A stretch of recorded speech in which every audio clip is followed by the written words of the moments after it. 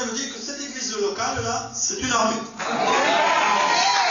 Et je le dis ce soir, mais je l'ai déjà dit à d'autres que vous étiez une armée.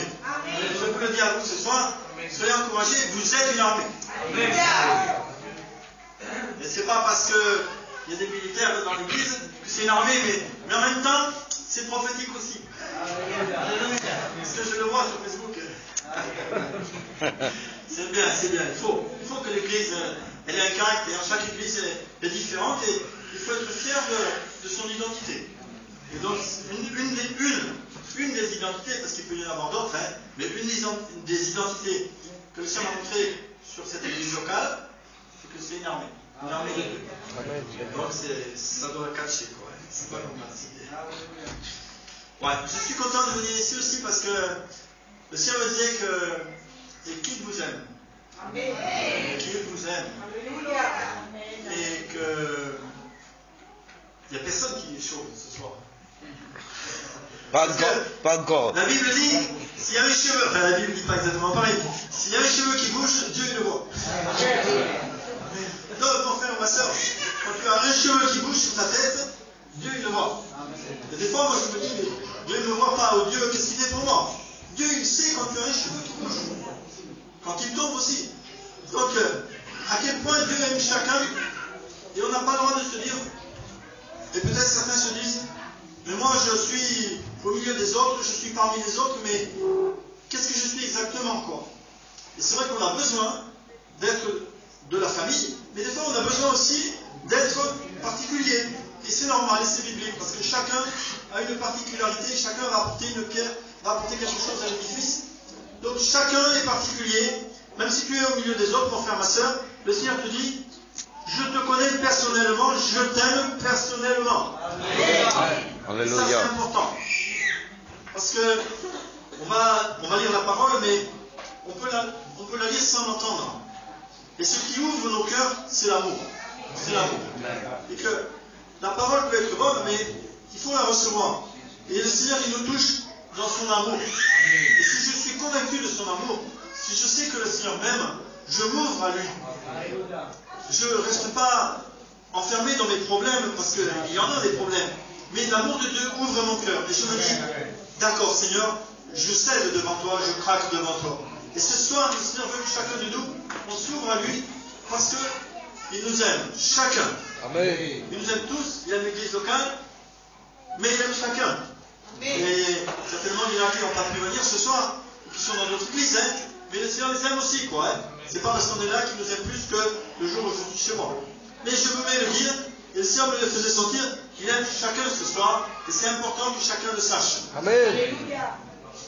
Alors, je ne vais pas continuer sur les prophéties. Si vous m'avez vu écrire pendant le chant, c'est pas que je préparais mon message, mais c'est que j'ai l'habitude d'écouter le Seigneur pendant les chants et de noter les paroles que le Seigneur peut me donner. Amen. Mais c'est la parole de Dieu qui est prophétique. Les prophéties qu'on peut recevoir les uns pour les autres sont justes et bonnes, il faut les éprouver. Ça enrichit ce que du bien. Mais c'est la parole qui fait son travail. Et c'est bien de commencer par le travail de la parole. Et ce soir, j'étais content de venir, et puis je me suis préparé, je me suis dit, Seigneur, mais qu'est-ce que tu veux pour l'église? Qu'est-ce que tu veux apporter ce soir? Et le Seigneur, il m'a donné 2 mots. Il m'a simplement donné 2 mots pour ce soir. Donc, bon, j'ai un peu creusé autour quand même, mais les 2 mots que le Seigneur m'a donnés ce soir, ils sont simples, on les connaît, mais si on les reçoit, si on les étudie, si on les met en pratique, nos vies vont avancer. Nos vies vont continuer d'avancer. Simplement, elles vont démarrer pour certains, mais même si on est déjà en route, nos vies vont avoir du carburant, du tonus, et elles vont avancer. Donc, si on ressent l'amour de Dieu, si on sent l'amour de Dieu ce soir, la communion fraternelle, la communion avec le Seigneur, et qu'on a envie de recevoir sa parole, eh bien, elle va vraiment accomplir ce qu'elle dit. On va être dans la foi, on va la recevoir. Parce que cette parole, je me disais, mais peut-être qu'elle est pour une seule personne ce soir. Le Seigneur me dit, c'est pas grave. Si la parole ce soir, elle est pour une seule personne, c'est pas grave. Le Seigneur a atteint son but. Mais peut-être, elle est pour chacun de nous. Peut-être qu'elle est pour tous aussi. Parce qu'elle est biblique, évidemment. Et je crois qu'elle est pour tous. Donc, personne ne dise, seul, c'est pas pour moi ce soir. Non. C'est pour toi, mon frère, c'est pour toi, ma soeur. C'est pour moi aussi, ça m'a nourri, ça m'a fait du bien d'étudier cette parole. l'Ancien Testament, dans le livre des Rois, au chapitre 19, et c'est bien de lire la Bible, c'est bien d'avoir une Bible. Je sais que pour certains c'est difficile de lire, ou certains même ne savent pas lire, bon, c'est comme ça. Mais connaître la parole, même si on ne sait pas lire, mais connaître la parole. Hein? Connaître la parole, même quand on ne sait pas lire, on peut connaître la parole. De mémoire, on peut retenir vraiment beaucoup de choses. Souvent c'est celui qui est aveugle, qui sait très bien se déplacer dans le noir, il sera moins aveugle que celui qui voit. Quand il n'y a pas de lumière, lui il est embêté. Mais l'aveugle, il va bien s'en sortir. Donc, celui qui a étudié la parole dans sa mémoire, parce qu'il ne sait pas lire, peut-être qu'il va mieux la recevoir, mieux la retenir, et avoir plus de foi, avoir plus d'effet dans son cœur. Donc, on s'assure ou pas lire, on est tous concernés. La parole est pour nous. Et dans 1 Roi 19, 1 Roi au chapitre 19, on va voir ce qui est arrivé au prophète Élie. J'aime le prophète Élie. Et ce qui lui est arrivé, c'est un homme qui est un croyant, un prophète, c'est-à-dire qu'il est dans notre position à nous. Il est au service du Seigneur, il connaît Dieu, il aime son Dieu, il sert son Dieu, il se bat pour son Dieu, il fait beaucoup de choses pour son Dieu. On pourrait dire beaucoup de bien sur lui. Et il gagne des victoires. Donc c'est vraiment un modèle, jusqu'au jour où son ennemi lui dit que je vais te tuer. Et simplement par une parole d'une femme, il est cassé cet homme.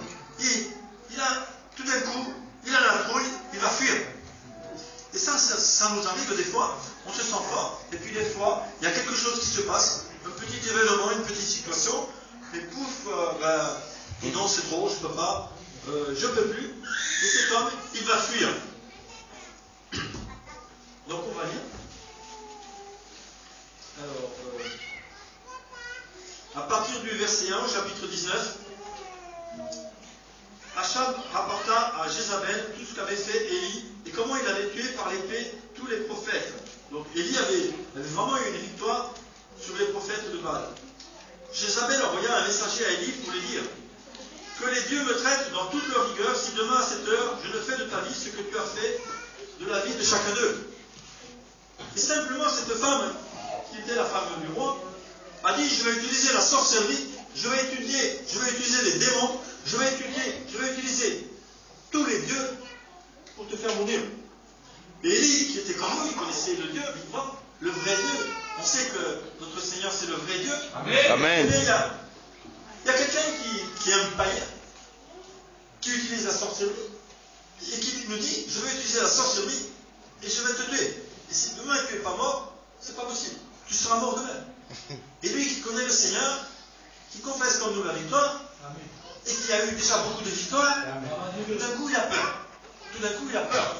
Et ça peut nous arriver. On est des êtres humains. Et donc lui qui était très fort, il n'a pas ressenti d'accusation, mais tout d'un coup il a eu peur, et il a fui. Il a peut-être bien fait. Hein. La fuite c'est aussi une façon d'agir. Il ne s'est pas fait tuer, il va gagner à la fin.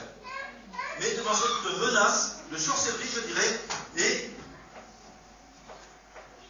je reconnais que quand on prie pour des personnes, que ce soit des jeunes convertis, que ce soit des personnes qui sortent d'un contexte difficile, d'un contexte païen, on est souvent confronté à des situations de guérison, de délivrance, de combat contre des esprits familiaux, des esprits de sorcellerie.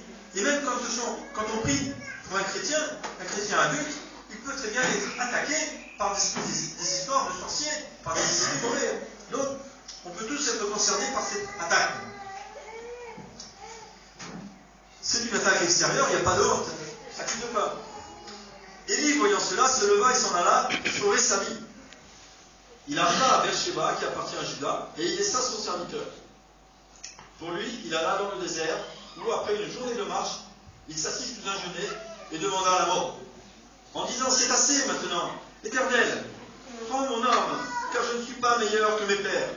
Et il se coucha et s'endormit sous un genêt. Et voilà, il est en pleine dépression, il veut mourir. Lui, le grand serviteur de Dieu, Élie qui a vaincu, qui a égorgé les prophètes de Baal, il fuit dans le désert et il se dit je veux mourir. Bon, peut-être qu'il se dit je vais aller avec Dieu. que pour lui-même il est sauvé. C'est vrai que nous-mêmes nous sommes sauvés, mais bon, il en reste encore à gagner. Et lui il se dit, mais c'est assez, je fuis cette femme-là, je vais mourir. Et des fois, moi je suis comme ça, je me dis, mais là il y a du combat, je ne peux pas m'attaquer à ce combat. Ou ça, je le ferai plus tard, mais on est des fois dans des situations de dépression, de tristesse, où on se sent confronté à la mort.